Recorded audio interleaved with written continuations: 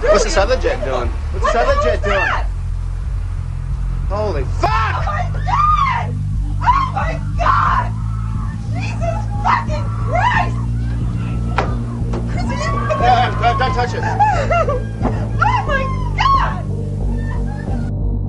I mean, when you look at it, the building has collapsed. That tower just came down.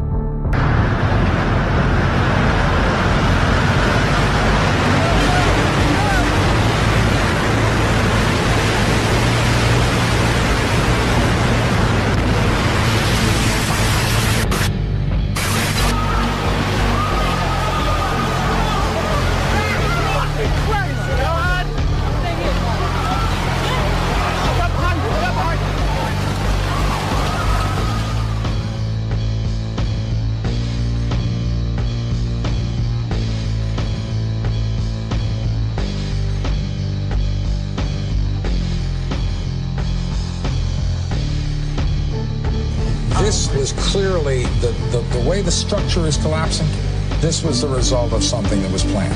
This is not, it's not accidental that the first tower just happened to collapse and then the second tower just happened to collapse in exactly the same way. How they accomplished this, we don't know. We made it outside, we made it about a block. We made it at least 2 blocks, and we started running. Floor by floor, instead of popping out. It was if they had detonated. Yeah, They detonated. were planned to take down a building. Boom, boom, boom, boom, boom, boom, boom. All the way down. I was watching it and running. Just ran up, and then you just sort of this cloud of shit chasing you down. Just ran up West Street. I'm not running. I jumped behind a battalion car. I hit under the car. It was flaming down. Let us never tolerate outrageous conspiracy theories concerning the attacks of September the 11th. Malicious lies that attempt to shift the blame away from the terrorists themselves, away from the guilty.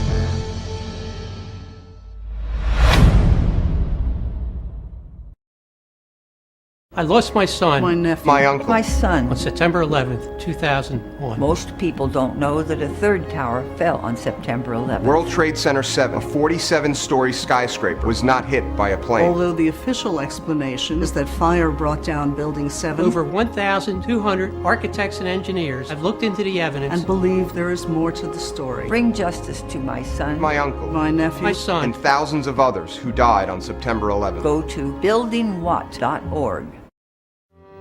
Hello, my name is Bob McElvain.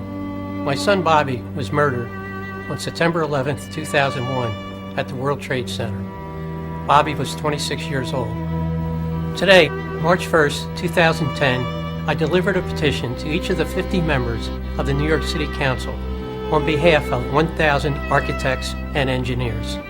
This petition calls upon the City Council to open up an investigation into the collapse of World Trade Center Building 7, a 47-story building which was not hit by a plane, which nevertheless fell into its own footprint at 5:20 in the afternoon of September 11th.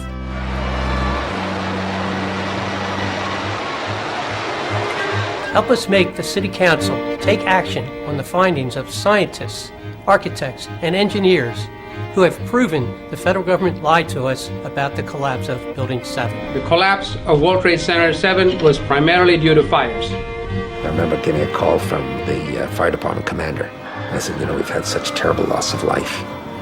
Maybe the smartest thing to do is pull it. And they made that decision to pull. And then we watched the building collapse. Please sign up at nyckhen.org right now and join our coordinated effort to bring justice to my son and the thousands that were murdered on September 11th.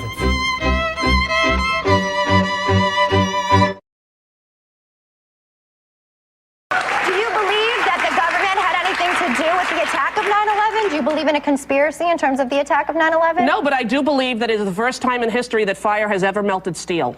I do believe that it defies physics for the World Trade Center Tower 7, Building 7, which collapsed in on itself. It is impossible for a building to fall the way it fell without explosives being involved. World Trade Center 7. World Trader 1 and 2 got hit by planes. 7, miraculously, the first time in history, steel was melted by fire. It is physically impossible. And who do you think is responsible for that? I have no idea. But to say that we don't know that it imploded and it was an implosion and a demolition is beyond ignorant. Look at the films, get a physics expert here from Yale, from Harvard, pick the school. It defies reason. Let's get one. Let's get one, because that I would do it. Is the unthinkable.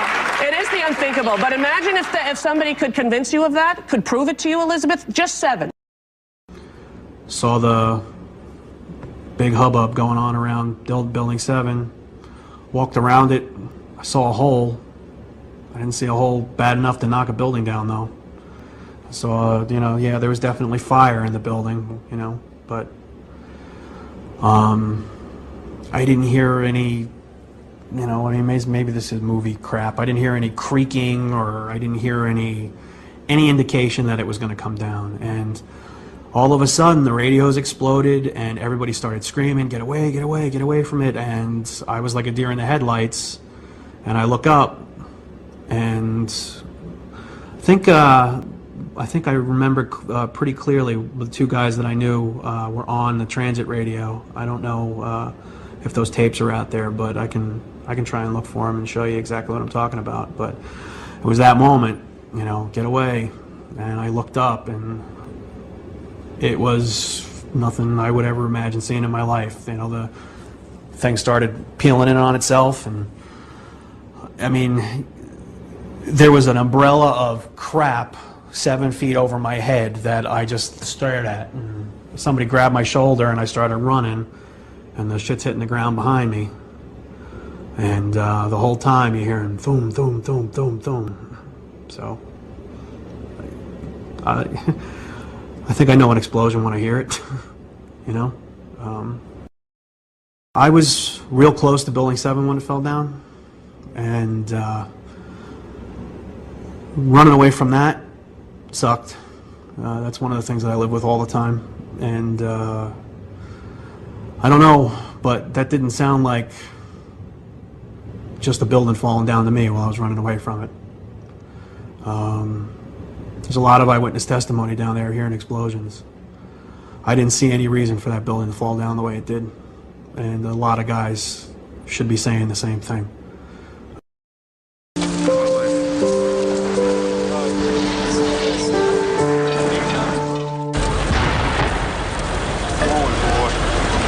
Keep your eye on that building. It'll be coming down. The building is about to blow up. Moving back. All right, guys. Sorry. We are looking back. There's a building about to blow up. On flame. Debris coming down. Just in the last few seconds, another building, building number 7, one of the buildings in support of the World Trade Center towers, has collapsed. This is no small building, as you can see, at 47 stories. It would stand out in most American cities. Did you know that a 3rd tower fell on 9/11?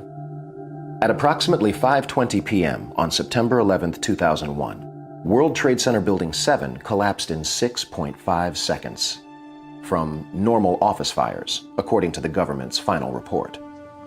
World Trade Center 7 collapsed because of fires fueled by office furnishings. It did not collapse from explosives or from fuel oil fires. Later, the government finally admitted that Building 7 collapsed at the rate of free fall, after trying to deny it. So what's wrong with a building in free fall? What is free fall? It's just like taking your car keys out and just dropping them. That's how fast the building came down, for over 100 feet. This is high school physics. A building cannot do free fall with 40,000 tons of structural steel in its structural system without it being blown up. The only way that a building can accelerate as it collapses is by having pre-engineered, precisely timed, and precisely placed explosives. You don't need to be an engineer or an architect to see what happened to those buildings. The most obvious hypothesis for anyone looking at the films is that the buildings came down because there was very carefully controlled demolition with high explosives that had been planted weeks, if not months, before. 9/11 claimed thousands of lives and touched millions more. It led us into 2 wars, and was used to scale back our civil liberties and invade our privacy. But many people are beginning to question what we were told, and we are demanding answers.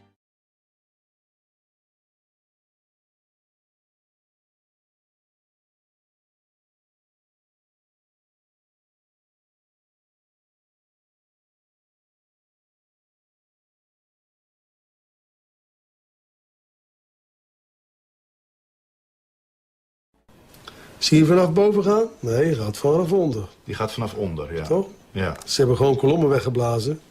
Er is nagesprongen. Dit valt anders dan het World Trade Center. Vind je niet dan? Ja, je ziet het, de onderste verdiepingen gaan eerst. Ja, en de rest zakt er gewoon in. Dus dit is controlled demolition. Zeker weten? Zeker weten. Er is nagesprongen. Dit is in opdracht gebeurd. Dit heeft een team gedaan van experts. Maar dit is ook op 11 september gebeurd. Dezelfde dag? Dezelfde dag. Dezelfde dag? Weet je dat zeker? Ja.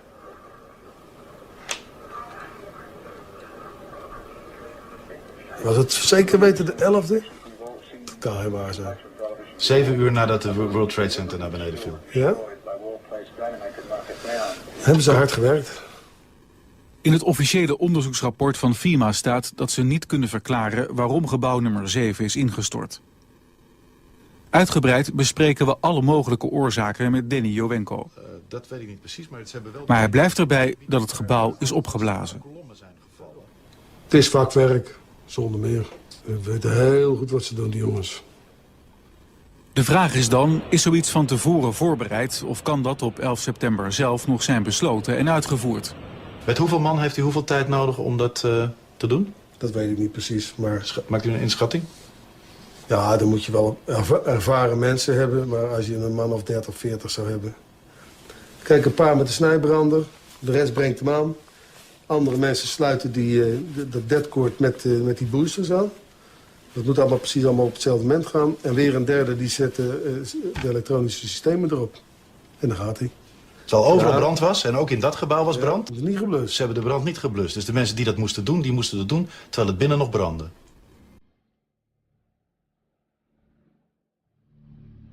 Ja, dat is vreemd. Dat is vreemd. Dat vind ik ook heel vreemd. Daar heb ik geen verklaring voor. In gebouw nummer 7 zaten onder meer de IRS, het ministerie van Defensie, de CIA, de Secret Service, de commandobunker van burgemeester Giuliani en de SEC, de beurswaakhond die toeziet op de financiële schandalen van Wall Street. As reported by the New York Times, engineers were baffled by the collapse of Building 7. Since no steel frame high-rise has ever completely collapsed due to fire, how are we to understand this mysterious event? High-rise buildings simply do not collapse due to fire. There has never been until 9/11 an experience where a high-rise building that was steel frame completely collapsed. There have been fires burned longer in similar structures without any collapse. In this test, done by British Steel in 1995, a large amount of typical office furniture was burned to see what would happen to the heavy steel beams that supported the ceiling. It's not that it melts in a fire. In fact, the fires, normal fires, are not hot enough to melt steel. Even if you were, for example, to use an unusual fuel like kerosene, you cannot achieve temperatures hot enough to melt steel. But what happens is it starts to lose its strength. And as it loses its strength, it starts to sag. This was the largest test of its kind ever conducted. It showed how unprotected steel can be distorted, even by a normal office fire. But as is typical in steel buildings, the structural beams only slowly and progressively warped and sagged. There was no chance of a sudden collapse. In my previous career as a firefighter, normally you'd never be afraid to go into a Type 1 building because they're not combustible, and you would just charge at it and put the fire out. Never in my training were we ever taught that these type of buildings could just collapse in on themselves. There's definitely much more going on than just fire. The World Trade Center 7 building reminds me of the Meridian Bank building in some ways in Philadelphia. The Meridian Bank building is a 38-story skyscraper that burned for 18 hours in 1991, suffered extensive damage from the fire, but did not collapse. NIST tells us that this collapse mechanism, starting with thermal expansion, that worked its way upward and outward through the building, in a matter of seconds, there's not enough time for the building to collapse the way that NIST tells us it collapsed. NIST claims the fires were very large, very hot, and long-lasting, when in reality, observation, which has been researched by many people, shows these fires did not last very long. They were not in the locations where NIST claims they were at given times. I'm a fellow of the American Institute of Architects. For the 40-plus years that I've been practicing architecture, I have designed a variety of buildings from small houses to high-rise office buildings. Some of the high-rises that I've worked on are 1 shell and 2 shell here in Houston. I was project manager for a 22-story office building in Akron, Ohio. Later in the day, when World Trade Center 7 collapsed, they had already showed us pictures of a few fires in that building, and I mean, they weren't even raging. And how could that cause a building to collapse as if it were imploded? Couldn't happen.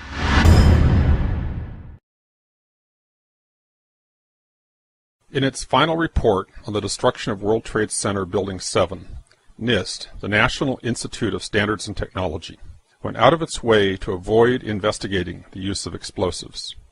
Their sole rationale for not investigating explosive use was the supposed lack of sufficiently loud sounds. NIST computed what they claimed would be the minimum loudness of an explosion that could sever Column 79 with a single blast. Then they claimed no observers detected explosions as loud as their predictions. This size blast would have produced an incredibly loud sound that was not recorded on videos of the collapse nor reported by witnesses. On the basis of this artificial threshold of interest, they swept aside all evidence of actual explosions and concluded that no explosives contributed to the destruction of the building. We did not find any evidence that explosives were used in the collapse of Building 7. Yet there was voluminous evidence of explosions. Here's one of the guys who can tell you I'm okay, all right? Here, hold on. You want to call your mother or something? You heard explosions, like boom! We just heard one more explosion. That's about the 4th one we've heard. A few blocks up West Broadway, looking toward the World Trade Center in the distance, Ashley Banfield was conducting an interview for MSNBC. You were just told by police that you should move out of your... The mic was set to pick up speech a few inches away. From the involuntary startle response, oh my God, we know explosions are being heard. However, listening closely, we discovered that the microphone did indeed pick up the sounds of explosions, but very faintly. Turn up the volume. Listen for a low rumble in the background. you were just told by police that you should move out of your apartment, Fabiana. Yes. You've got Carolina here? Yes. They advised us to leave because we have... Oh my God. This time the sound has been filtered to emphasize low frequencies. Listen for booms like a bass drum in the distance. In fact, you were just told by police that you should move out of your apartment, Fabiana. You've got Carolina here? Yes. They advised us to leave because we have... Oh my God. Here's a different version filtered to emphasize the mid-range sounds. The bass drum is gone. I would describe the blast sound like a train on a bumpy track. You were just told by police that you should move out of your apartment, Fabiana. Yes. You've got Carolina here? Yes. They advised us to leave because we have... Oh my God. Here's the original sound again. You were just told by police that you should move out of your apartment, Fabiana. Yes. You've got Carolina here? Yes. They advised us to leave because we have... Oh my God. Look behind us. Please pan in this way. Please be careful of your baby. This is it. That's the building coming down. Oh my God. Oh my God. Oh my God. No. No. If you didn't hear the blasts, back up, use earphones, turn up the volume, and listen again.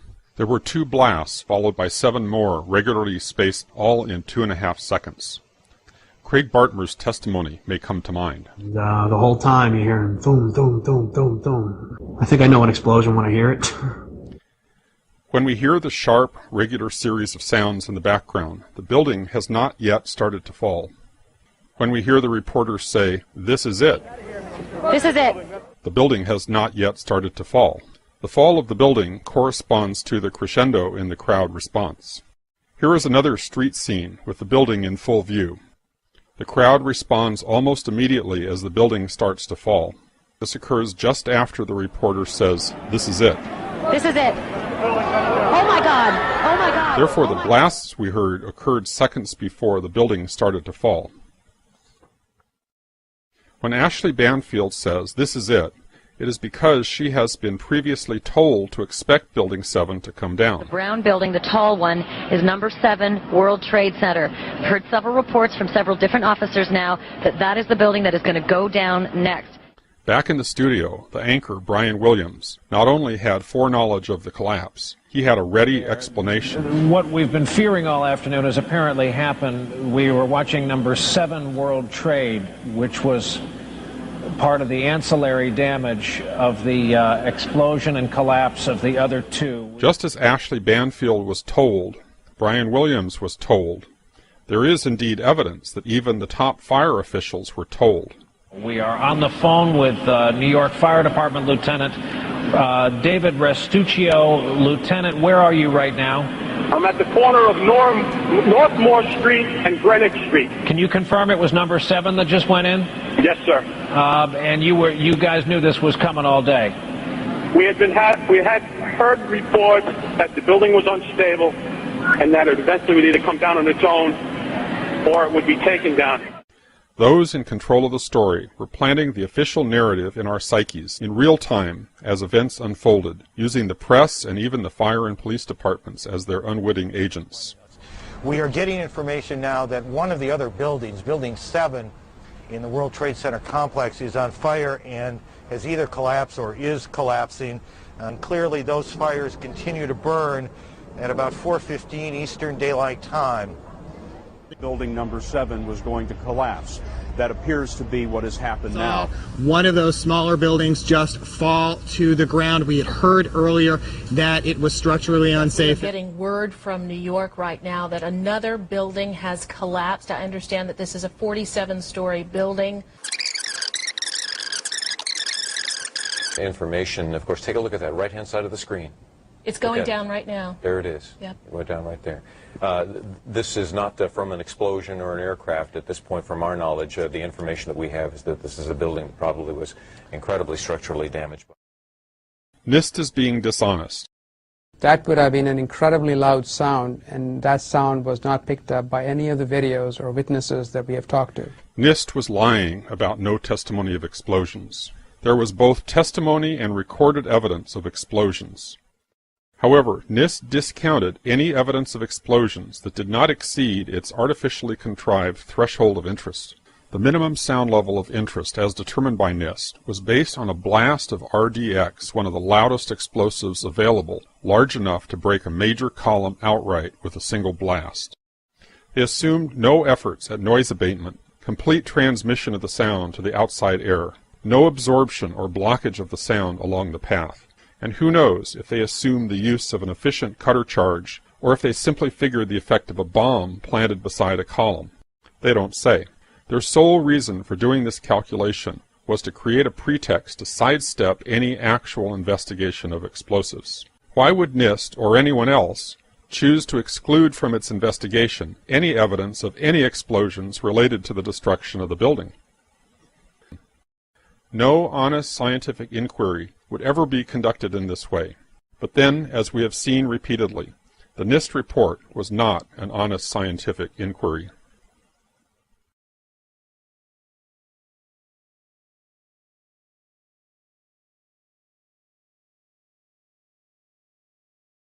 We might anticipate that an unevenly damaged building would fall over. Yet, videos of the collapse of Building 7 show a fairly symmetrical fall. How do we make sense of this? If the buildings had come down by fire, we would have seen a more natural progression of collapse. And clearly a more asymmetrical pattern should have been present. The symmetry is the smoking gun. It cannot happen that when you have asymmetric damage, you will get a perfectly symmetrical collapse. The exterior columns on the outside as well as on the inside at the bottom would have to be severed almost at the same time. I worked for Controlled Demolition Incorporated, CDI, the top-rated explosives demolition firm in the world. As an explosives loader, my job was to place explosives in the buildings to prepare them for demolition. I was licensed while in New York by the New York Fire Department to handle explosives. And I worked on major projects such as Seattle Kingdom, the Three River Stadium, Philadelphia Naval Hospital, and 𝐾𝐳𝐿 gas holders in New York. What I saw, it was a classic implosion. The center of the core, the penthouse area, starts to move first, and then the building follows along with it.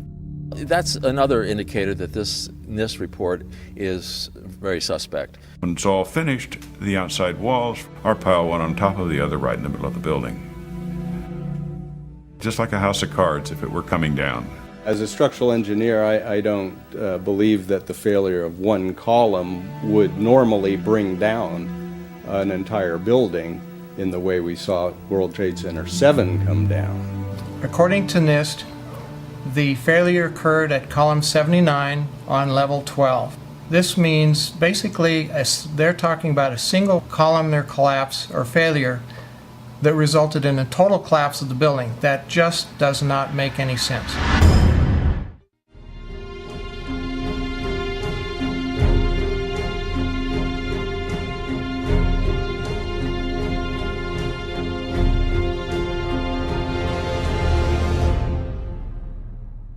Hi, my name is Barry Jennings. I'm 52 years old.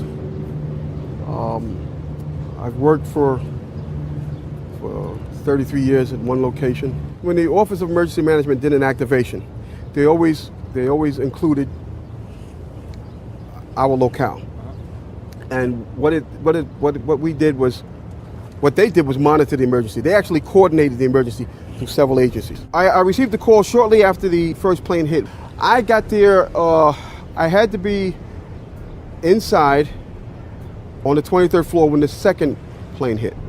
Upon arriving into the OEM EOC, we noticed that everybody was gone. I saw coffee that was on a desk. Still, the smoke was still coming off the coffee. I saw half-eaten sandwiches. And only me, Mr. Hess, was up there.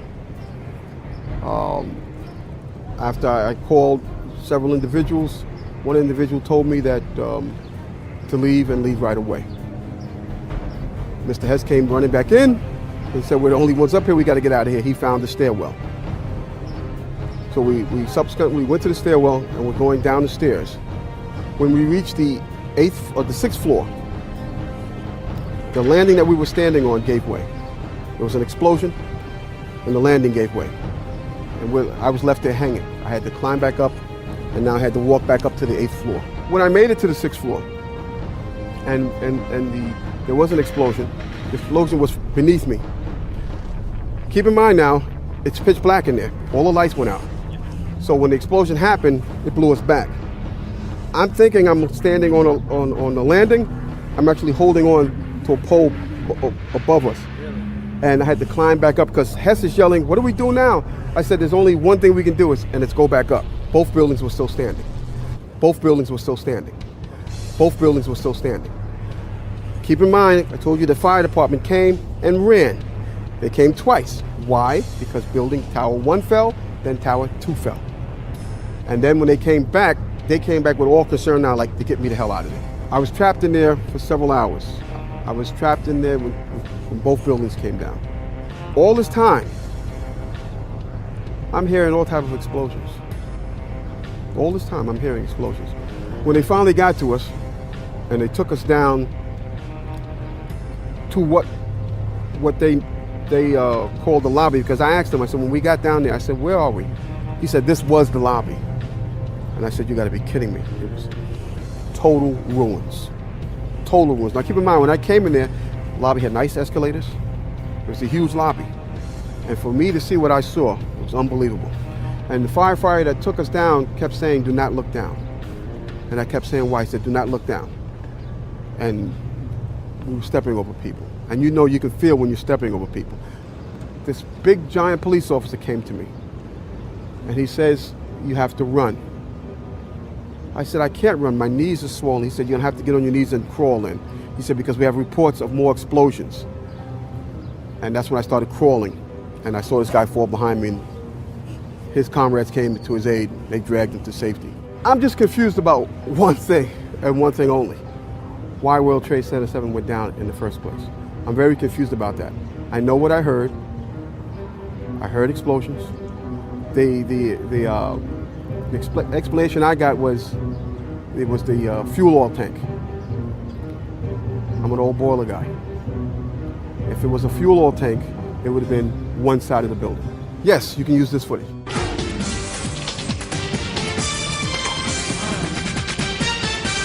Live and at large, it's the one 9/11 mystery that endures. World Trade Center building number 7. You hear that? Keep your eye on that building. It'll be coming down soon. I do believe that it defies physics for the World Trade Center Tower 7, Building 7, which collapsed in on itself. It is impossible for a building to fall the way it fell without explosives being involved. And if explosives were involved, that would mean that the most obnoxious protesters in recent years are right. If you hear this shouting, it's a group of demonstrators who've come. 9/11 was an inside job. Oh, get a life. Get a life. 9/11 was an inside job. Welcome to the show, everybody. I'm Geraldo Rivera, and that noisy demonstration was more than 2 years ago. But the folks behind that TV ad you saw earlier are not so easy to dismiss as those demonstrators were. And what caught my eye is their claim that more than 1,300 architects and engineers examined the evidence about Building 7's collapse and disagree with the official report issued by the National Institute of Standards and Technology. But up front tonight, Building 7 was no ordinary building. Among other key tenants, including several intelligence and law enforcement agencies, it also housed New York City's Emergency Operations Center, known as Mayor Giuliani's bunker. Here to tell us what they know about its collapse and why they question the official conclusions are Bob McIlvaine, whose son died in the World Trade Center, and Tony Zambati, a mechanical engineer. Nice to see you guys. Welcome. Thank you, welcome. Geraldo. Nice to meet you, Geraldo. Our condolences, obviously, for your loss. But Tony, let me start with you. You're an engineer. Are you suggesting that the official account that Building 7 collapsed because of the fire melting the steel or in some other ways, destroying the integrity, the structural integrity of the building, that's false? You think that that's false? Yes, I do. And for a couple reasons. One is that Building 7 came down, it went into a sudden collapse across the full width and length of the building for 2.25 seconds, which amounted to 105 feet, or 8 stories, 8 13-foot tall stories. It was in full free-fall acceleration. That is impossible because in a natural collapse, columns would have to buckle. When columns buckle, there is a minimum resistance. It's asymptotic, if you know what that means. That means it never goes to zero. So it's impossible. You can't reach. So here's what, I guess in layman's terms, to just get my hands here, Peter. So what he's saying is that the top floor collapses, hits the next floor, hits the next floor, hits the next floor. So it's bang, bang, bang, bang. The weight of the upper floors. It would slow down. What I'm trying to say is it was in full free-fall acceleration. All of its potential energy was being converted to motion. Instead of what I just described, the thing just collapsed like a pancake. It just came down. And so what are you suggesting brought it down, Tony? I'm suggesting there was some form of demolition devices in that building for 8 stories or more. You think that the explosives brought down Building 7? Some form of demolition device. I'm not pretending to know what it is. I am saying that it was in free-fall acceleration. All right, let me ask you this. Admitted to that. Okay, let me ask you this before I get to Dad, before I get to Bob here.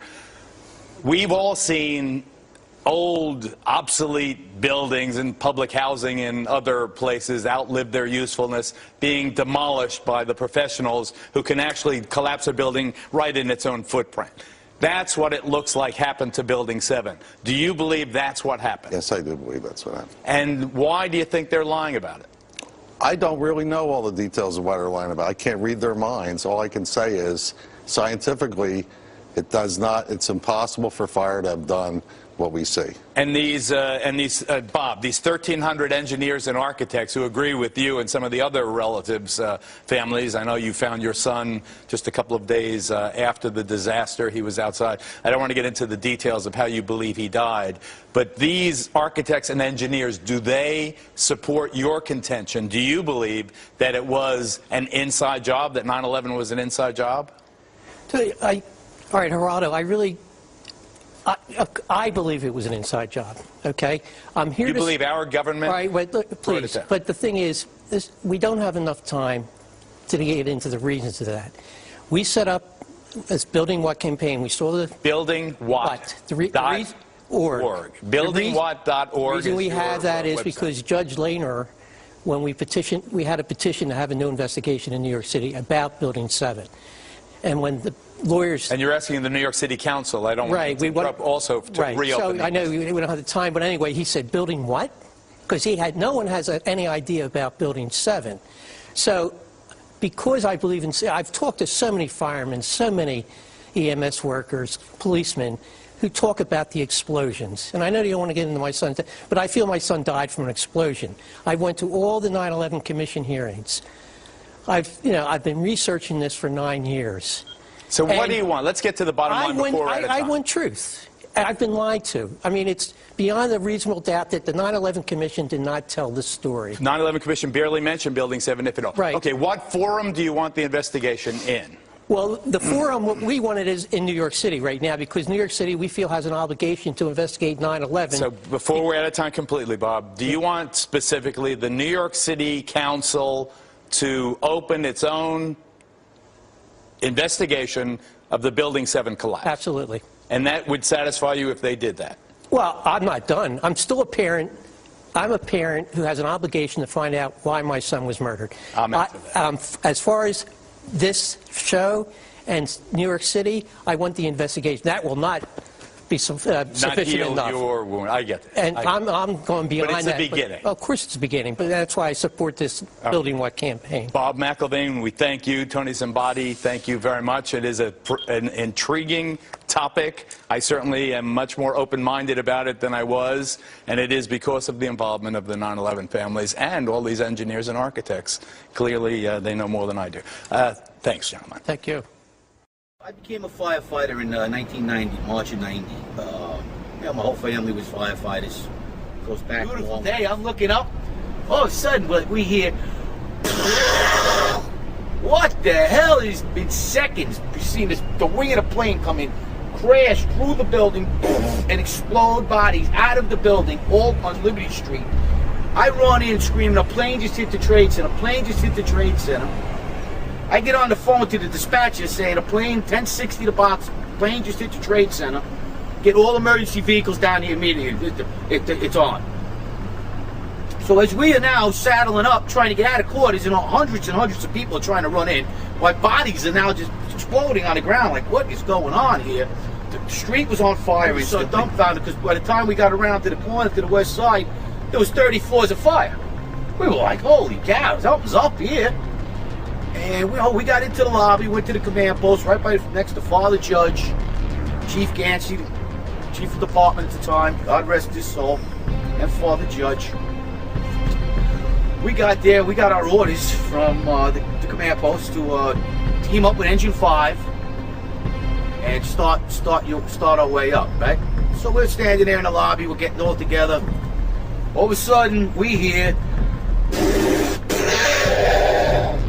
I look down to my right, and the elevators exploded, something out of like a Bruce Willis Die Hard movie. People just come running out of the elevators, on fire, fireball. I mean, it was like, what is going on here? Something's up here. I mean, the plane's up there, now there's fire down here. People who run around all on fire, this is crazy. So we said, look, we had our orders. That's our job. We're going to do what we got to do. So we were going up the stairs. As we were going up, there was fire here, there was fire. People burnt up on different levels, and we were trying to get a read on what floor are you coming from? What floor are you coming from? Is there fire on your floor? Is there fire on your floor? We were asking, and they were like, no, there's some fire on our floor. There's people trapped on other floors.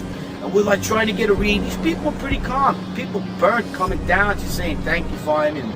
We were heading up to the 24th floor of the stairwell, and all of a sudden we heard Mayday, Mayday, second plane, second plane.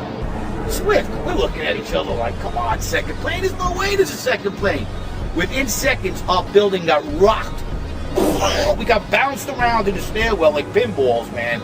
And we just said, you know what, time to go. We got out as much people as we could. Most of the people were out. We were the last guys going up the stairs. We got down, we started taking off, about 12 of us. We got down to the 3rd floor, and that's where the stairwell collapsed on us. And we had to dig our way out. Now the building's coming down. We can't see nothing.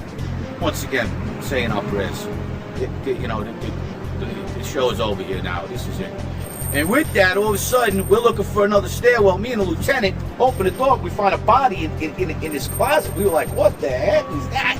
Where did this come from? Holy shit, what's going on here? Something's crazy going on. We got our way out of the 3rd store, and that's where the maintenance fella with a little flashlight saved our lives. He was pointed over, and if it wasn't for him, we never would have found another stairwell. The building would have collapsed. So Willie Rodriguez? Willie Rodriguez. Thank you, Willie. He saved our lives. He saved about 12 guys' lives that day. At least. It was funny because Tower Well was coming down from the interior on us. So a lot of people don't know that. A lot of people, it just didn't poof. It was coming down. It was coming from the interior. It trapped us on the 3rd floor, and we were like, this thing is definitely coming down, man. Because, the inside structure was just disintegrated. We're like, how is this happening when the plane was up 50 more stories and the stairwell's collapsing on us? Something wasn't right, man. Something wasn't right in Denmark that day. We got down to the lobby, and everything was blown out, exploded. Everything was... We were the only ones in the lobby now. We're going, wait a second here. Where is everybody? Because the building was coming down the outside. They moved the command post to World Trade Center, too. So now we're like, we didn't get no, where is everybody? We were in the lobby. It looks like everything was exploded. Everything was gone. We're like, what is going on here? We didn't know. We were like, this is crazy. All of a sudden, we said, listen, man, no time to cry for your mommy. We got to get out of here. So we took off like cockroaches. 12 of us. We all went our own ways. I ran across North End Avenue, went out, ran the building, throwing my gear off, strip it down to my skivvies. I was standing on the ledge, watching the building come down. I was diving in the river to Jersey. That's how that side me. I said, this is it, man. This is the end of the game here. I mean, I made it this far. I'm not going to let them get me now. No way. And what happened was, after that, we ran down North End Avenue, and there came the other tower. We were like, something's very wrong here. And as we ran, we ran down. We came around to Duane Street, where the filming of the French guys were that morning. And we had to go check in with the chief on Duane Street to count how many guys we thought might have died, and guys in my company who we were with. So we kind of figured we lost 3 right at that time. We actually ended up losing 5. And what was your feeling about the lobby being so destroyed, as you said? I mean, we were saying, how is this happening when it was 80 stories up? And, like, we was just, you think about it, you say, something else had to go on here. Something else was going on here. This just don't happen like this when a plane hits the 80th floor of a building and the lobby gets blown out. Sorry. I don't care who you are. What happened? We was in an explosion. We was in the lobby and the 3rd explosion, the whole lobby collapsed on us. What was it like? Horrible. It's like hell. You don't want to know. The whole building just collapsed on us inside the lobby. Was that a secondary explosion? Yes, it was. That was the planet probably? Yeah, definitely secondary explosion. Because we was inside waiting to go upstairs, and on the way upstairs, the whole fucking plane blew. And we just collapsed on everybody inside the lobby. Similar to the first tower coming down, secondary? I don't know about the first one, but I know the second one was terrible. Then there was a 3rd one too after that one. Third explosion after that? That's right. Everybody was inside the building, waiting to go upstairs. And they just let loose. Everything just let loose inside the building. So what you told me is that there was plane or whatever hit the building, then the secondary explosion? It was like 3 explosions after that. We came in after the fire. We came when the fire was going on already. We was in the staging area inside the building, waiting to go upstairs. Then they exploded. The whole lobby collapsed on the lobby inside. And it's just mayhem after that? No, just man, everybody tried to make their way out. Just trying to help all the brothers get out. A lot of people trapped inside and everything. People don't understand. There may be more. Any one of these fucking buildings could blow up. This ain't done yet. For every window in the lobby to be exploded, I mean, them windows were like as thick as forget it. They were 2-3 inch glasses, you know, come on. They exploded out of the lobby, you know, something, it wasn't from the jet fuel, no way. The elevators exploded, they were down from the lobby. The lobby was over here, that should never have happened. Something would happen there, and that wasn't.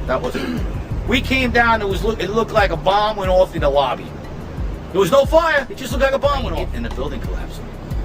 The time and the things that went on between the plane and by the time the buildings came down, there was a lot of things that happened that makes you really wonder what went on there. And that's you know, it's too much. There's too many things that went wrong that I mean, I don't like, you know, I'm not, I guess, an expert on a plane hitting a building, but just me being in there and experiencing what I've seen and dealt with, something wasn't right that day. And I think everybody in that lobby knew it. It's safe to say that you agree with the premise that the Twin Towers, and especially Building 7, were brought down with other means than just a plane hit. I believe so, yes. Yes. I personally, yes. You've become quite associated, haven't you, with the extraordinary events that day, because you were... That is correct. You're supposed to be the last man who left the North Tower when it collapsed. What were you actually doing in there to start with? Well, I worked in the building for 20 years, and I was a janitor. I was a person that actually cleaned 110 flights of stairwells every day. And on 9/11, I had the only master key that was available. Which you have with you here. This is the master key that was used. They call it the key of hope. I started the day by calling my supervisor and telling him that I was not going to work. The reason was that it was such a beautiful day that I wanted to stay home. I wanted to take a sick day off. And I called my supervisor and he begged to me to go back into the company. And I made it to work, but I made it late. And that was a miracle by itself, because if I made it there at 8 o'clock, I would have been dead automatically, or I would have been trapped on the top of the building. And at 8:46, we hear, boom! An explosion so loud that pushes upwards in the air. The walls cracked, the false ceiling fell on top of us, the sprinkler system got activated, everybody started screaming in horror, in pure horror, because we didn't know what it was. And the first thing that comes to my mind is that a generator just blew out on the basement, on the mechanical room. I was on B1, basement 1, when this huge explosion happened that pushed us upwards in the air, an indication that something very powerful exploded below us. And at that moment, when I went to say it, we hear, pa! The impact and the explosion of the plane on the top. Two different events separated by 7 seconds, more or less.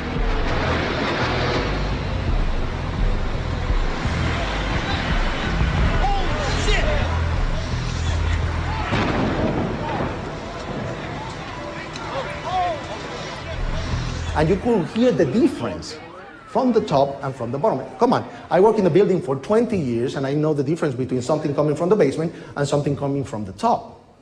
So everybody's screaming in horror, help, help, and we didn't know what to do.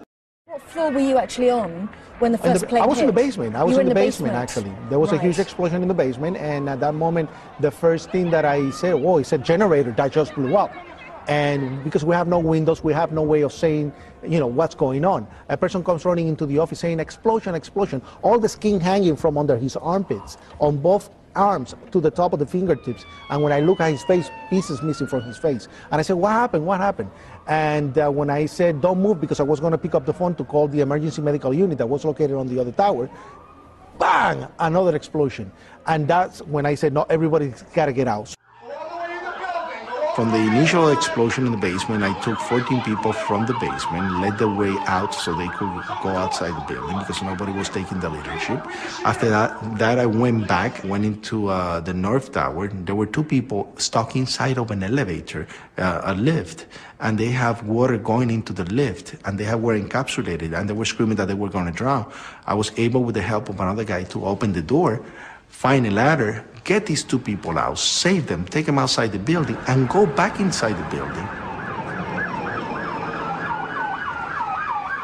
There were 5 master keys in the building, and I have the only one available at that moment. And this key was basically what I used to actually go with the firemen, floor by floor. We start making it up the staircase, and as we go up, we hear small explosions going off. Pa! Pa! Different areas. So you climbed up the stairwells with the firefighters, trying to open the doors, trying to let as many people as possible escape. Now, again, why is this key so important? Because Class A building, the codification in New York is that any skyscraper, 3 doors will not open on the staircases, 1 will open. 3 won't open, 1 will open. So we have to go and open all those doors that did not open. When we got to the 27th floor, the whole unit of firemen collapsed on the corridor, one after the other, because they couldn't continue going up. It was physically impossible for them to continue. They took their equipment, they took their jackets, they took their boots, they dropped themselves on the floor. A very shocking moment for me, because I said, oh my God, I feel like I have to go alone now. Remember, David Lim said, Willie, do you know this floor? I said, yeah, I know this floor. He said, where can I get water? He said, on the other side, there's a machine. So let's go. He breaks the machine. We start taking bottled water, putting it on trash cans, and bringing it to the firemen and giving them the bottled water. I remember I called my mother from a phone that was working in that office. Call her. My mother is in Puerto Rico. But I wanted to let her know that there was an accident in case she heard something on the news, that I was okay. When she picked up the phone, she was like, what are you doing there? Everybody in the world knew but us what was happening. She said, get out now. And I said, I can't. I'm helping these people. They don't know the building. But don't worry. And I lied to her. I said, I'm going to get up to a certain part, but I'm not going to get to the area where they have the fire. When my actual intention was to go to windows of the world and help my friends. That was my motivating and the power that was actually pushing me to go to the top. Because I knew these people were stuck in there. I hung up on the phone and I have calls from my supervisor say, Rodriguez, abandon the building right now. Abandon the building right now. And I say, I can't, I'm helping the fire department. He said, that's not your job, get out now. I turn off the radio and I continue going up by myself, opening door, letting people out, and I continue going up until I got to the 39th floor. When I got to the 39th floor, from the opposite staircase, there were 3 staircases, A, B, and C. Police officer David Lim came up with 2 firemen. And as we were talking about what was going to be our next move, we hear, boom!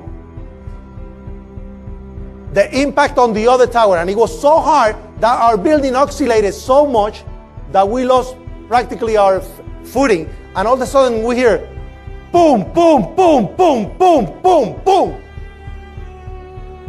And on the radio, we lost 65. We lost 65, meaning that the 65th floor collapsed floor by floor by floor by floor, up to the 44th floor, the sky lobby, 5 flights away. And I started screaming, we gotta go up, we gotta go up. Officer Lim said, Rodriguez, you've done enough, but you don't get paid for this.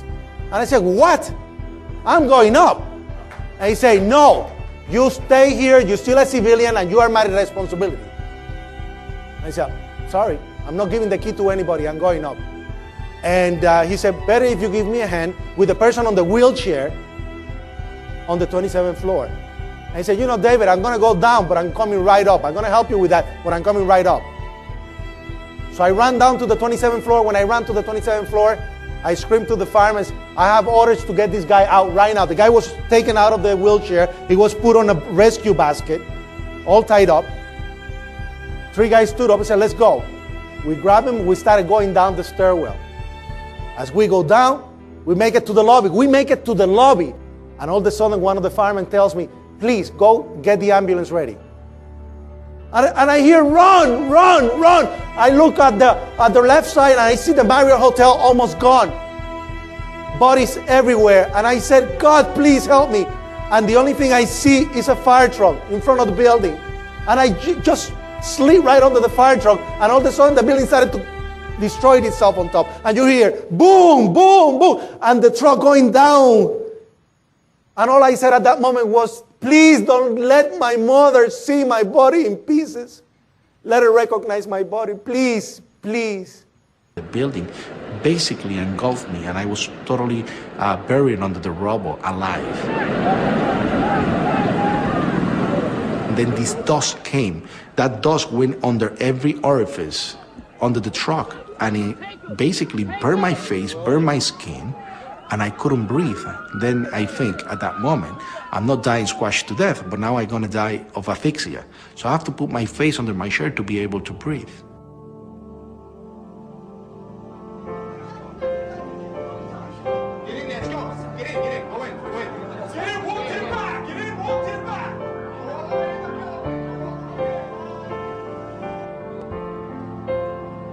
And hours after, I was pulled from the rubble, thinking at that moment that I lost my legs.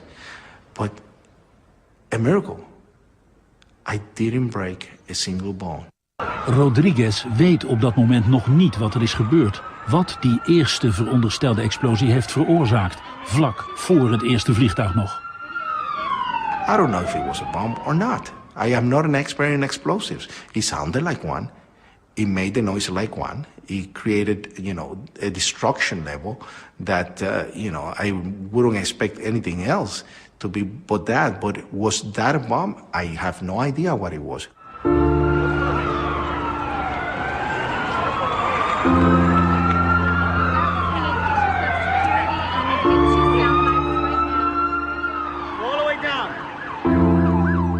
Compassion is more powerful than violence. It will make you act in ways that you never saw possible.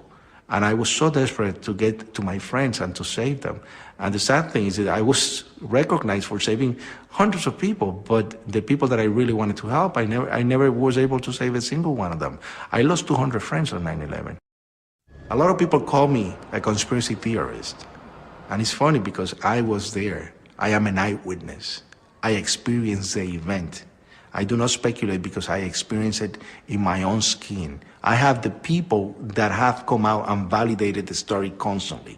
I have the people that have survived also the event and have tried to tell their part of the story, which actually coincide with mine. I lost 200 friends that do not have answers, and I will continue until we get the answers.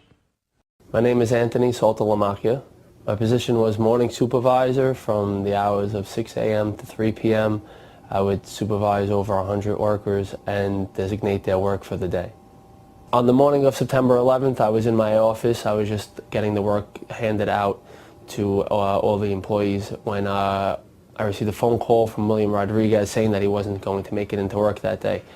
I then kind of pleaded with him to come into work because his job is very, how could you say, difficult, to where he had to clean 110 floors of stairs, and not too many people are up for that challenge. So, you know, I kind of persuaded him to come in and get the job done. So I then waited for him for his arrival. Upon waiting, he then came in. We then were, you know, talking about the day's work and what needed to be done when we heard a massive explosion that was in the World Trade Center at about 8:46 a.m. in the morning. The explosion came from, I believe, at first we believed that it came from the mechanical room. And then we heard a series of other explosions that sounded up on the above levels of the building, to where we then realized that there was something wrong and there was a major problem. And about, I'd say, 14 to 15 people came running and screaming into our office. We then got together as a group, and William kind of basically got everybody settled down, tried to help everybody relax. Then right after that, the floor started shaking. The tile from above, which was above us, started coming down, falling on us, and we knew that there was something seriously wrong happening. A man came into the office. He was a black man, very shaky, very in shock. He had multiple wounds. His arms were bleeding. Skin was peeling off. You could just see basically his flesh. It was a very tough thing to see. Then William grabbed a cloth and wrapped it around him. And at the time, nobody really wanted to go near him because he was just covered in blood. But William did what he had to do and get him to safety. And as we're standing there, more explosions were happening, a lot of screaming, confusion. And then William said, that it's time, we have to get out of the building. In that manner, all of us departed out. It was very smoky, very cloudy. It just looked like very serious, that we knew that we had to get out of the building. We then ran towards the truck dock area, which was pretty much our only way out, because in the beginning William led us to the fire escape, which led us to the lobby, but that was completely under smoke and it just was a bad situation, so we went the opposite way towards the truck dock, carrying this man with us. We then got to the truck dock, ran up the truck dock, and got outside. Finally, not sure of what time that was, but we then saw the ambulance, and William and Kenny directed the man, carried him over to the ambulance, and made sure that he got to safety. I remember Willie wanted to go back into the building. I told him, no, stay out here with me. Let's get things more, let's get everybody together, get everybody calmed down. He just refused and was, screaming, we have to go back in the building. We have to go back. I'm sure he had a lot of ties to a lot of people in there, and he wanted to make sure that they were all right. So I, did my best to try and persuade him to stay, with us and, be safe, but he just didn't listen and ran back into the building. I remember him running back into the building. I don't remember seeing him after that. I knew that he was in there. And funny thing is that when I got home later that night, I seen him on television, on the news. He had he was covered in all the dust and everything. And I was like, wow, that's the guy who I was with when the explosion happened. And I knew then he was okay, which made me feel better. So, but at first, yes, I did think that something terrible happened to him, because I remember him running back into the building, and that was the last I saw of him. The amount of explosions I've heard from 8:46 to the time we get out was so many, at least 10. It was just like multiple explosions to where I felt like there was different grenades. That's what it sounded like. It was just different grenades being set off in the building. It was there was one major explosion, and then there was different explosions throughout that period of time until we got out. So I believe 6 years after 9/11, I don't know the truth. That I don't believe a word that they say. That I just don't. I don't believe everything that they say. I think is a cover-up. I studied physics at MIT. I did electrical engineering for about 8 years. I've had quite a bit of practical engineering experience. When I first saw the collapses, I was absolutely convinced that they were not spontaneous. One of the first things that I did was to speak with one of my patients, who is a retired Army Corps of Engineers fellow who's done a lot of demolition and construction. Showed him some of the public source videos that are available of it, and he immediately pointed out that there were squibs, which represent little puffs of smoke essentially coming out of the buildings initially, which were clearly a sign of controlled demolition. He had no opinions beyond that, but he said without doubt that it was a controlled demolition. That sort of set me on the path of continuing to examine it and trying to gather as much evidence as I could. And the question I pose, what don't we know and why don't we know it, is sort of addressing the fact that at this point we still do not really have a meaningful explanation for what happened to the buildings. We have had several studies at this point, which I will go into, as to trying to determine a plausible scenario for the collapse. As of this point, none of them have presented us with anything that I think could be reasonably called a convincing and detailed account of why the collapse has occurred. And the question that's been addressed previously, the enormous destruction of physical evidence, as Chris was saying, the site was scrubbed very thoroughly. Out of the entire mass of the buildings that were destroyed, the National Institutes of Standards and Technology, who are now doing the ongoing investigation, managed to save about 240 pieces out of the entire building. All of the rest of it was basically recycled. The obvious question is what does it mean that there was a controlled demolition? At the simplest level, it means that someone had a lot of access to the buildings over a long enough period of time to set this up. It implies, as many other things have tonight, that the people who had effective control of the site had an interest in having it scrubbed and making sure that no information was available, that a forensic reconstruction couldn't be done. Even in much smaller catastrophes, we typically will reconstruct things as completely as possible. For example, TWA Flight 800 pieces were dredged off the bottom of the sea.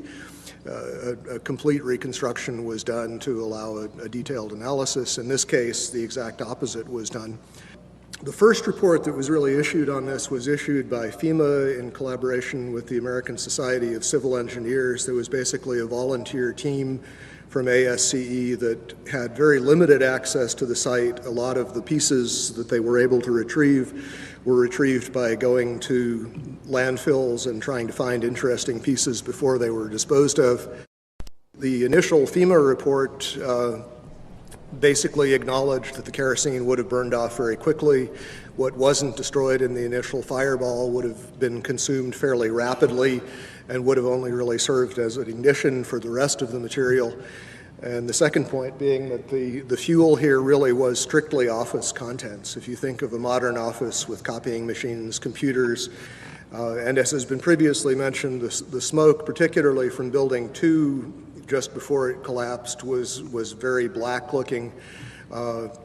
This is generally an indication of an inefficient fire in which there is not enough oxygen for the amount of fuel. These types of fires typically burn very cool. They are not hot flames like blowtorches.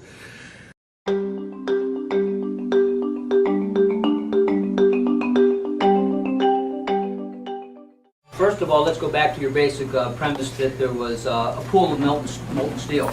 I know of absolutely nobody, and no eyewitness who said so, nobody who's produced it. You'd get down below and you'd see molten steel running down the channel rails. Like you're in a foundry. Yeah, like lava. Like lava from a volcano. Actually melted beams where it was molten steel that was being dug out.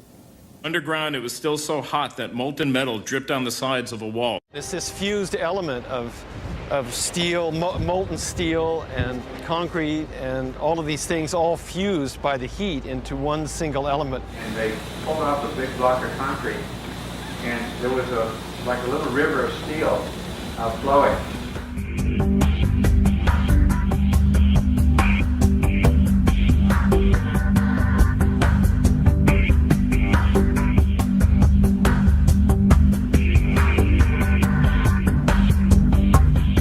Many witnesses, firemen, and lots of people described the flowing molten metal, iron or steel, at extremely hot temperatures. And John Gross categorically denied their observations, so that because their observations don't fit his preconceived notion, he not only ignored evidence, he denied evidence.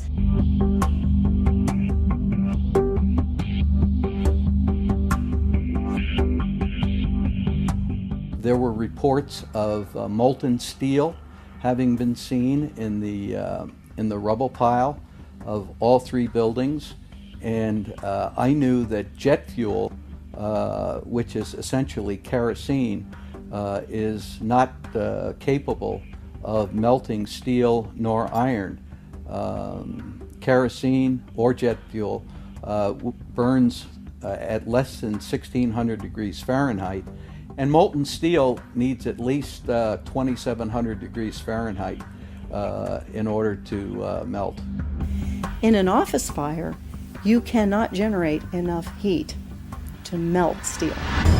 And yet we have evidence of molten iron in the microspheres, in the rubble pile, and the metal pouring out of the side of the tower. I worked as in the project engineering department of the casting plant of 𝐾𝐬𝐿, the aluminum company of Canada, one of the largest aluminum smelters on the planet at the time. And in that smelter we turned aluminum oxide into aluminum, molten aluminum. Molten aluminum is silver. It's not yellow, it's silver. It looks like mercury. The yellow molten metal that I saw pouring out of the South Tower is indicative of molten iron. The official explanation of what happened there was that the heat from the fire supposedly softened the steel and thereby brought the buildings down. Well, second law of thermodynamics says, just like water can only flow downhill when it's poured on the ground, similarly heat can only move downhill. But with heat, downhill means from a region of higher temperature to a region of lower temperature. And the heat flowing uphill from a 750 degree flame to a 3000 degree puddle of molten steel violated the second law of thermodynamics. The only way that's known that a carbonaceous material can cause steel or iron oxide to turn into a molten metal is in a blast furnace. Yeah, and that's very different than what we had. Overflights had detected with infrared camera 1400 degree Fahrenheit hotspots on the surface of ground zero. And that being there for a week, indicates that there was something very hot going on below the surface. This is how it's been since day one. Oh, it's unbelievable. And this is 6 weeks later, almost 6 weeks later. And as we get closer to the center of this, it gets hotter and hotter. It's probably 1500 degrees. We've had some small windows into what we thought was the core at some point, and it looked like an oven. It was just roaring inside. And it just had a bright reddish orange color. See that stuff he's pulling out? What was that, Chief? We're gonna hold off on the water. See the stuff he's pulling out? Yeah. It's red hot. If we hit it too much steam, you won't be able to see what he's doing. Great. There were fires of 2,000 degrees Fahrenheit below the ground. You see how this debris is still smoking? That's from the fires that are still burning. 8 weeks later, we still got fires burning. Every now and then, one of the pieces of equipment will dig in, they'll open up a small area, the oxygen will rush in, and you'll get this plume of brown, black smoke coming up. That's because that fire just got more oxygen. So, these things are burning. At one point, I think they were about 2,800 degrees. The cores themselves, basically, if you've seen diagrams of the building, there's a large central rectangle in each of the towers that contained 47 columns. And these columns basically were the primary structural support of the building. They were given the role of supporting the whole gravitational load of the building. Since they were so strong, it would have been reasonable to think that they would have withstood, at least to some extent, the collapse. But in fact, as we see after the buildings collapsed, there was basically only little stubs of these things standing up a floor or two above the ground level. The cores did not have much in them that would burn. The cores basically were dedicated to things like elevator shafts, utility shafts, stairways. So you have drywall material, you have a little bit of carpeting, you don't really have any inflammable material in the core itself. The core was specifically designed so it could not function as a chimney. They did not want, in the case of a fire, for the fire to be able to travel through the elevators or for air to come in through the elevators. So they were designed with what this architect, Aaron Swirsky, I believe it was, referred to as a hermetically sealed system.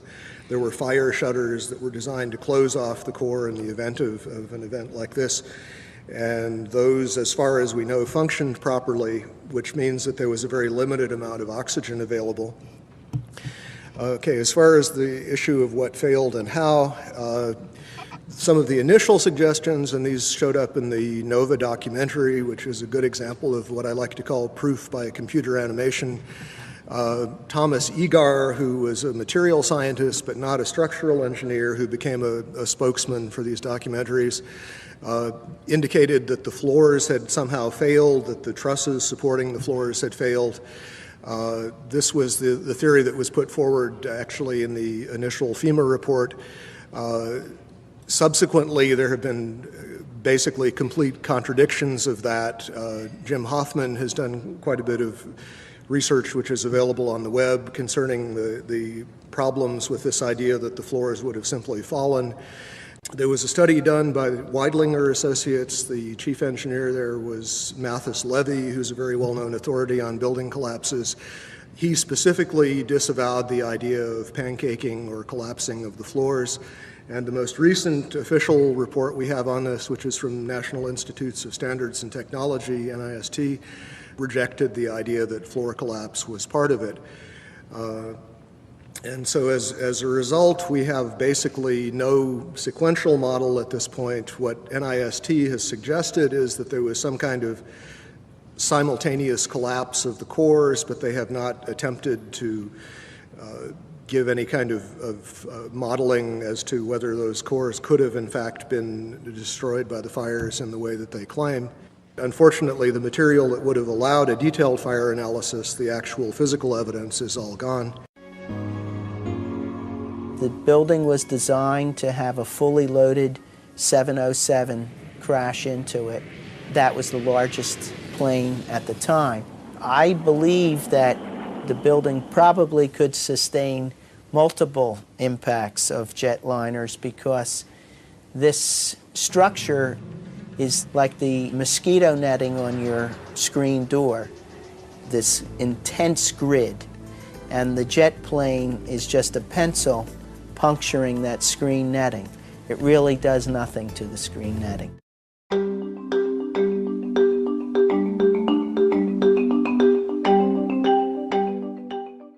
I walked into the office and the first words that I heard was, "A plane's just run into the World Trade Center." And my initial thought was, well, that's okay. It's built to withstand a 707. It did not seem possible that these towers that were designed to withstand the impact of a 707 could possibly collapse in such a short order of time from the time that they were hit. They were designed to withstand hurricane force winds of up to 140 miles an hour. These buildings are built to handle several times the load above them. Those perimeter columns could handle 5 times the load above them, and the core columns could handle 3 times the load above them. I remember walking up to a window, and a young man turned to me with tears coming down his face, and he said, "Will they fall down?" And I said, "No." Never has a steel structure building in the history of steel structured buildings ever fallen down for the reasons of fire.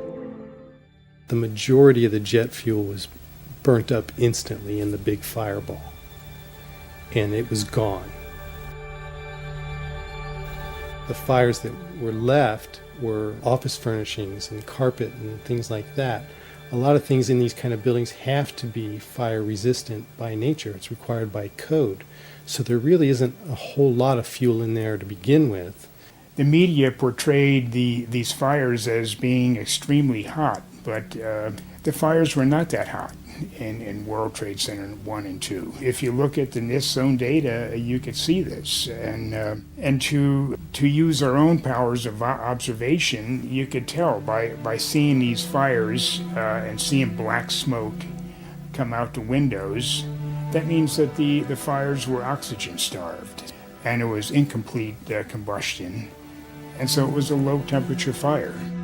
I looked up in a manual the burning temperature of jet fuel and found that under the conditions that existed at the World Trade Center on 9/11, that jet fuel had to have been burning at about 750 degrees Fahrenheit.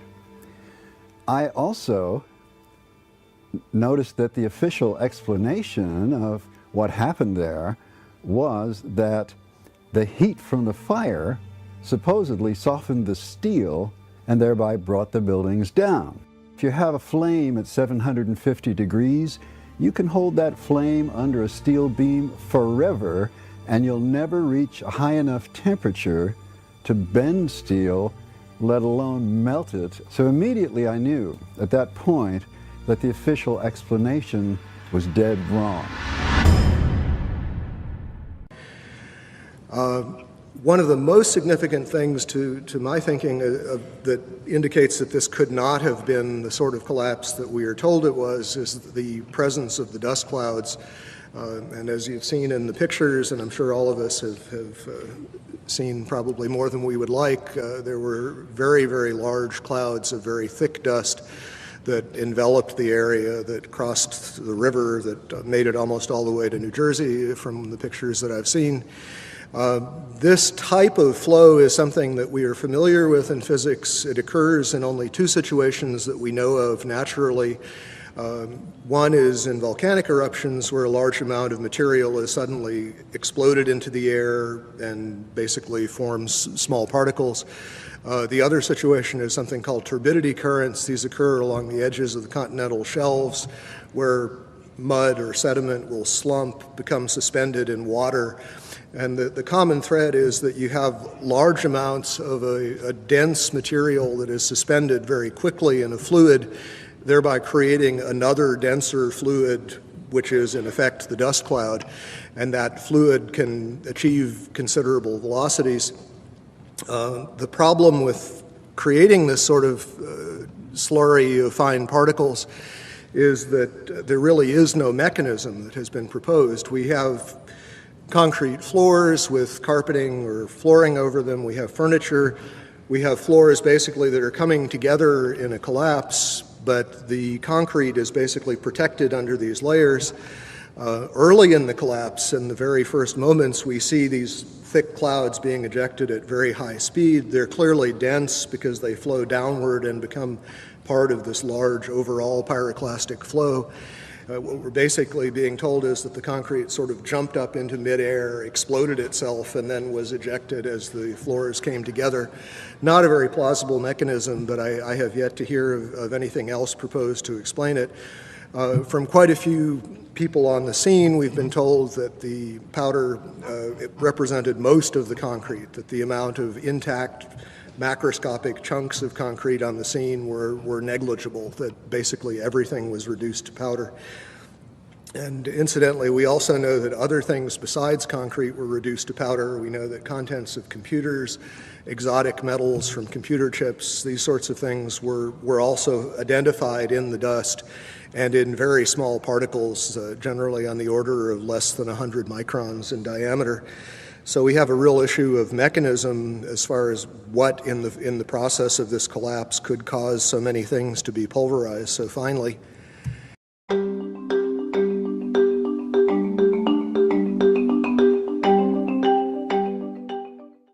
The spread of debris in a large radius around each tower. What we see is an outward explosion of material beyond the perimeters of each footprint. And this is not expected, and it's not congruent with the reports of our government. Large multi-ton beams were hurled hundreds of yards laterally. Gravity works vertically, not laterally.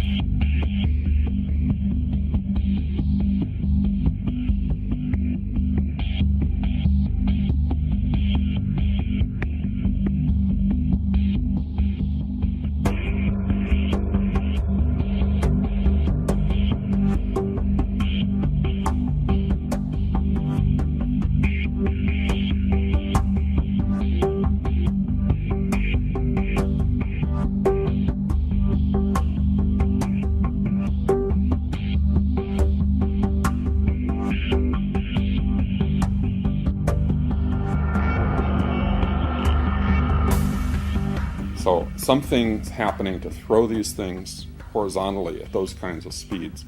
And here it is trailing white smoke the whole time. it really is indicative of some kind of explosion. The individual explosions that I noticed 20 and 30 and 40 stories below the collapsing structure. And naysayers tend to say, well, that's just air being blown out the windows. I mean, it doesn't really work to say it's just air pressure. And I've estimated these are coming out faster than 100 miles an hour. The floors pancaking upon themselves would create gushes of air out the side, but not the kind of explosive force that we saw that would throw I-beams across the street into the windows of other buildings. The ejection of the materials out of the building, the manner in which it fell, the speed at which it fell, exhibited all the signs of demolitions and the completeness of the destruction down to their individual elements. When the South Tower was destroyed, at first it looked like it was going to land in the street or take a building out next to it, and then all of a sudden it disappears in this huge cloud of smoke.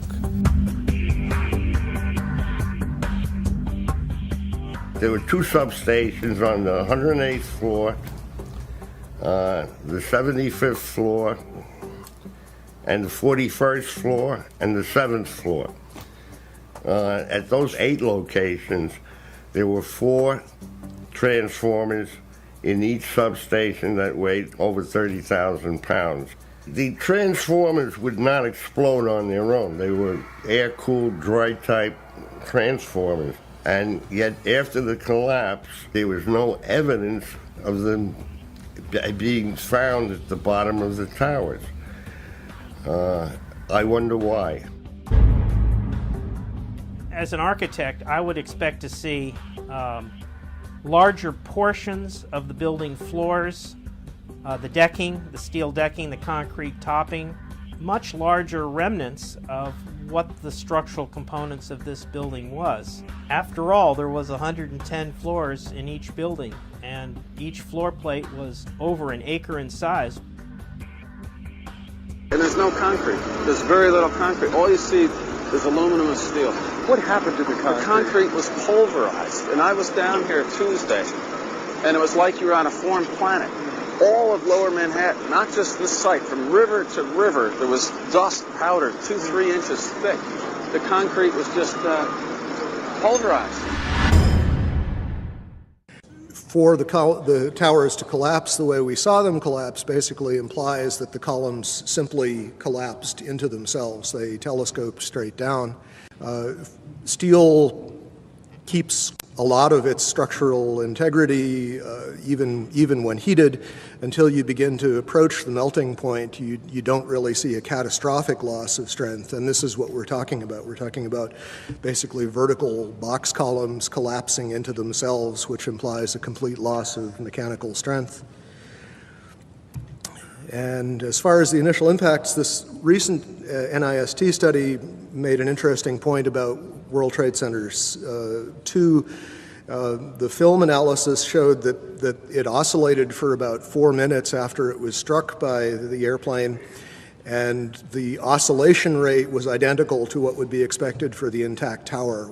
Trade Center towers in most modern buildings are heavily redundant in the sense that the load bearing can be shifted to other members if some of them fail, and we saw that happen in this case. Stresses do redistribute, but absent further weakening of the structural members, that distribution is limited. It happens, the structure restabilizes, and unless there's significant further damage, it doesn't progress to a total collapse.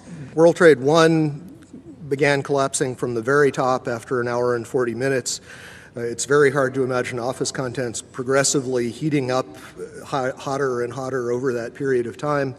And for a building to collapse from the very top, which is the least heavily loaded, is also very odd, to say the least. Just a couple of other anomalies. As we know, there were reports of explosions. There were reports of underground explosions in both of the towers at the time of the impact.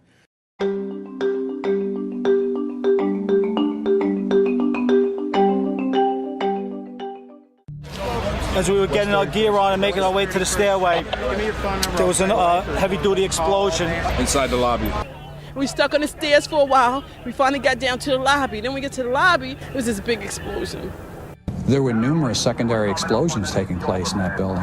There were continuous explosions. There was a secondary explosion, probably a device either planted before or on the aircraft that did not explode until an hour later. Then there was some secondary explosions and then the subsequent collapses. It sounded like gunfire, you know, bang, bang, bang, bang, bang, and then all of a sudden 3 big explosions. About 50 consecutive bangs, and it fell down like a waterfall. And we heard the noise associated with an implosion. We heard a very loud blast, an explosion. We heard a loud explosion. At that point, we heard a large boom. You know, I looked up and just saw the building coming at us. Do you know if it was an explosion or if it was a building collapse? To me, it sounded like an explosion. There was another major explosion. All of a sudden, you hear explosion, and you could see the building starting to collapse. Huge explosion that we all heard and felt. We could hear a rumble, which was about 5 seconds long, preceding the actual collapse, and then a boom when each of those towers collapsed. Just seconds ago, there was a huge explosion, and it appears right now the second World Trade Tower has just collapsed. I was about 5 blocks away when I heard explosions. And then you heard from far away, boom, boom.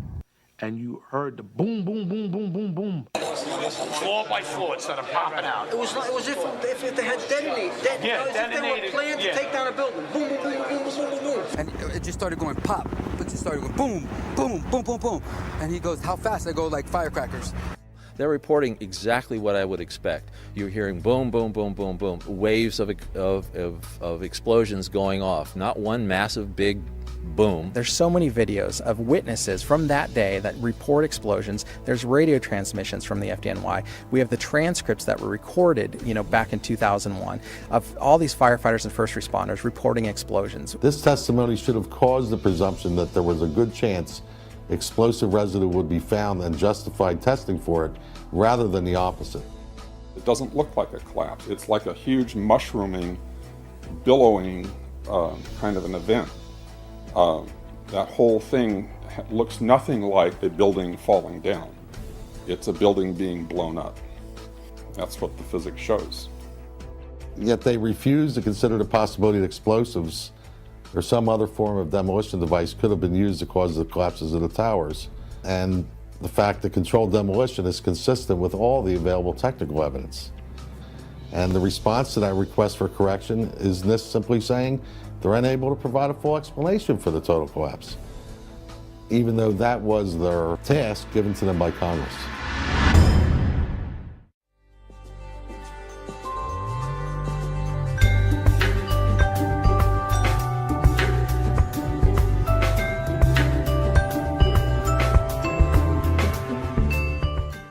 From the Naudet brothers' film 9/11, we see that the lobby of the North Tower was extensively damaged with what looks like high explosive blast damage, and this was immediately after the plane collision.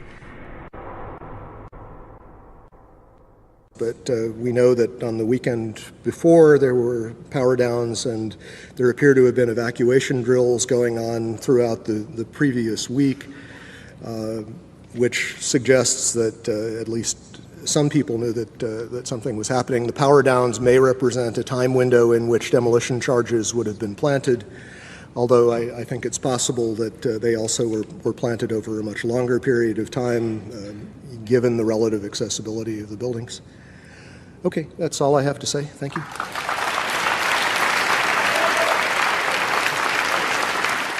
How is it that on 4 separate occasions on one day that $1 trillion military and intelligence infrastructure could fail?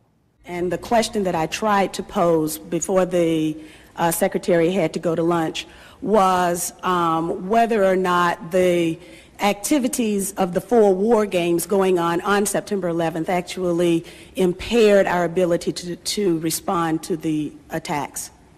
The answer to the question is no, did not impair our response. In fact, General Eberhart, who was then the commander of North American Aerospace Defense Command, as he testified in front of the 9/11 Commission, I believe he told them that it enhanced our ability to respond. There were 2 CPXs. There was 1 Department of Justice exercise that didn't have anything to do with the other 3. And there was an actual operation ongoing because there was some Russian bomber activity up near Alaska.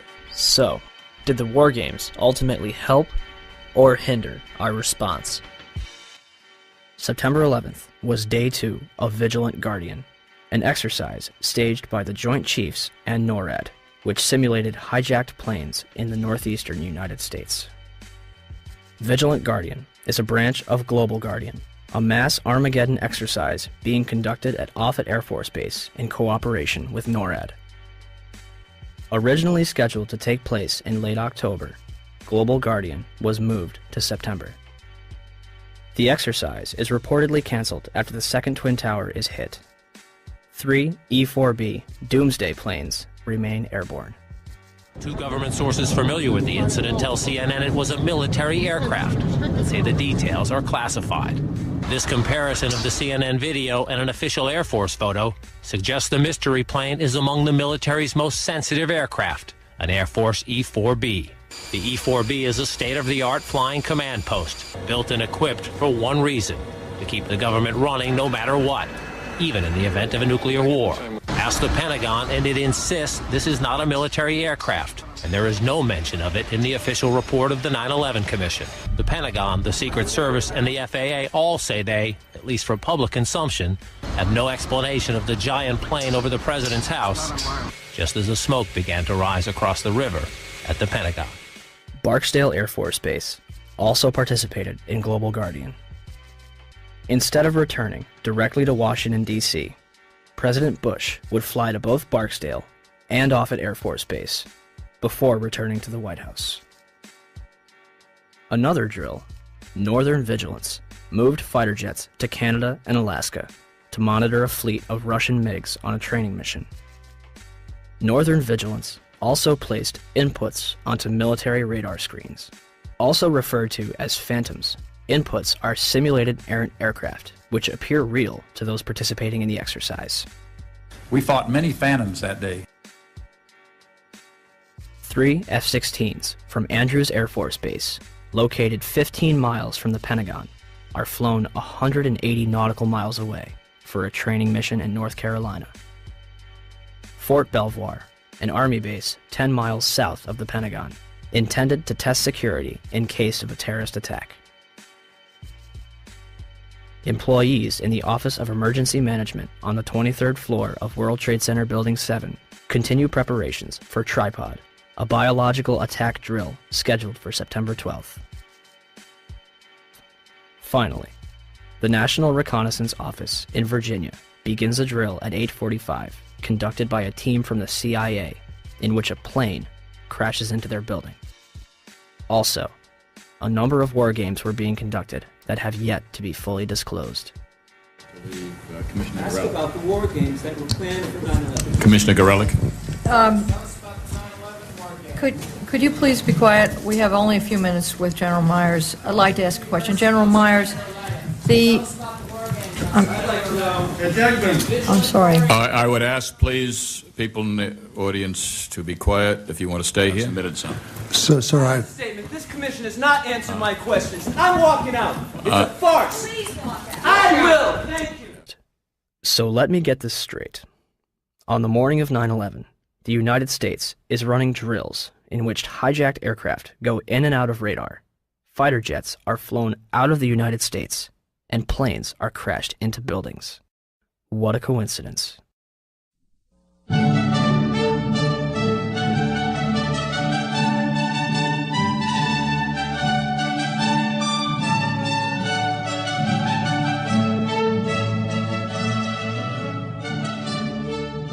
On the morning of September 11th, 2001, 19 men armed with box cutters, directed by a man on dialysis in a cave fortress halfway around the world using a satellite phone and a laptop, directed the most sophisticated penetration of the most heavily defended airspace in the world, overpowering the passengers and the military combat-trained pilots on 4 commercial aircraft before flying those planes wildly off course for over an hour without being molested by a single fighter interceptor.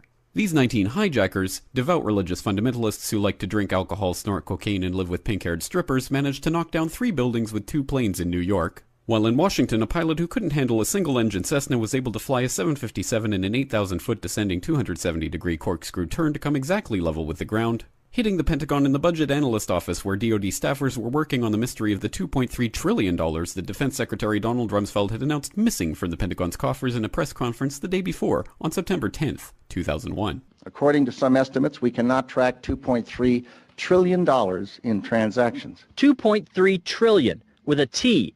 That's $8,000 for every man, woman, and child in America. Luckily, the news anchors knew who did it within minutes. Osama bin Laden. The pundits knew within hours. Osama bin Laden. The administration knew within the day. Terrorists who committed these acts and those who harbor them. And the evidence literally fell into the FBI's lap. That a hijacker's passport was found blocks from the World Trade Center crash site, if you can believe that. But for some reason, a bunch of crazy conspiracy theorists demanded an investigation into the greatest attack on American soil in history.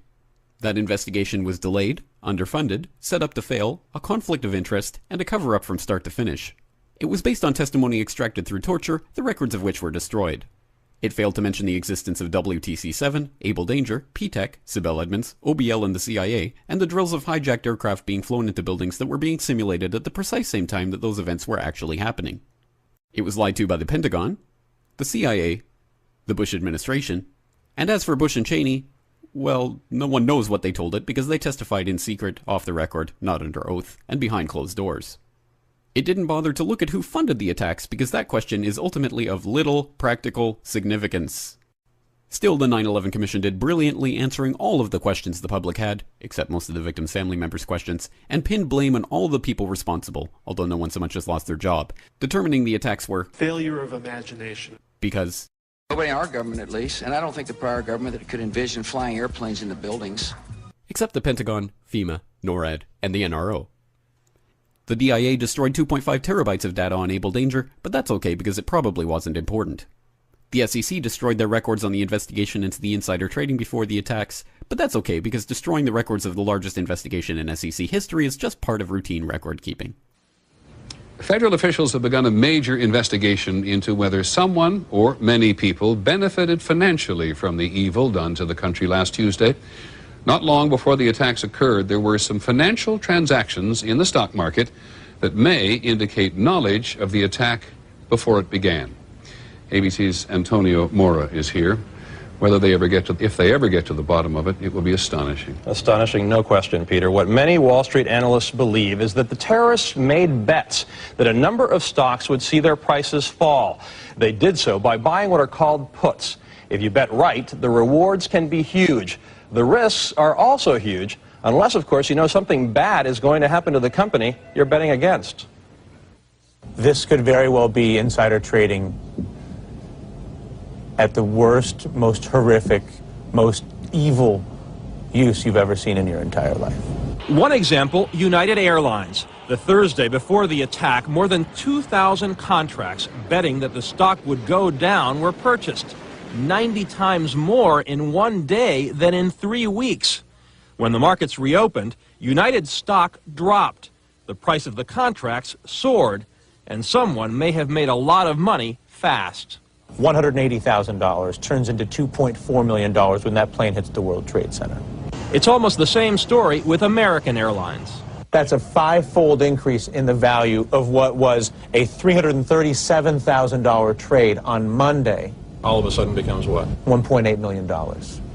And there's much more, including an extraordinarily high number of bets against Morgan Stanley and Marsh & McLennan, two of the World Trade Center's biggest tenants. Could this be a coincidence? This would be one of the most extraordinary coincidences in the history of mankind if it was a coincidence. It is absolutely unprecedented to see cases of insider trading covering the entire world, from Japan to the United States and North America to Europe. ABC News has now learned that the Chicago Board of Options Exchange launched their investigation into the unusual trading last week. That may have given them enough time to stop anyone from profiting from death here in the U.S. It may also give investigators, Peter, a hot trail that might lead them to the terrorists. Thanks very much. As a reminder of the complications here, though, the Secretary of the Treasury said today of this investigation, you've got to go through 10 veils before you get to the real source. Yep. Thanks, Antonio. NIST has classified the data that they used for their model of WTC-7's collapse, but that's okay because knowing how they made their model of the collapse would jeopardize public safety. The FBI has argued that all material related to their investigation of 9/11 should be kept secret from the public, but that's okay because the FBI probably has nothing to hide. This man never existed, nor is anything he had to say worthy of your attention, and if you say otherwise, you are a paranoid conspiracy theorist and deserve to be shunned by all of humanity. Likewise him, and her, and her, and her, and him. Osama bin Laden lived in a cave fortress in the hills of Afghanistan, but somehow got away. Then he was hiding out in Tora Bora, but somehow got away. Then he lived in Abbottabad for years, taunting the most comprehensive intelligence dragnet employing the most sophisticated technology in the history of the world for a decade, releasing video after video with complete impunity and getting younger and younger as he did so, before finally being found in a daring SEAL team raid which wasn't recorded on video, in which he didn't resist or use his wife as a human shield, and in which these crack special forces operatives panicked and killed this unarmed man, supposedly the best source of intelligence about those dastardly terrorists on the entire planet. Then they dumped his body in the ocean before telling anyone about it. Then a couple dozen of that team's members died in a helicopter crash in Afghanistan. If you have any questions about this story, you are a batshit paranoid tinfoil dog-abusing baby hater and will be reviled by everyone. If you love your country and or freedom, happiness, rainbows, rock and roll, puppy dogs, apple pie, and your grandma, you will never ever express doubts about any part of this story to anyone. No, I always imagine myself making great plays, but you never think about being MVP. Investigate 9/11. 9/11 was perpetrated by people within our own government.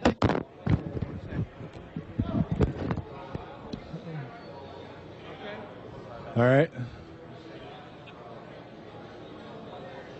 Is everybody all right?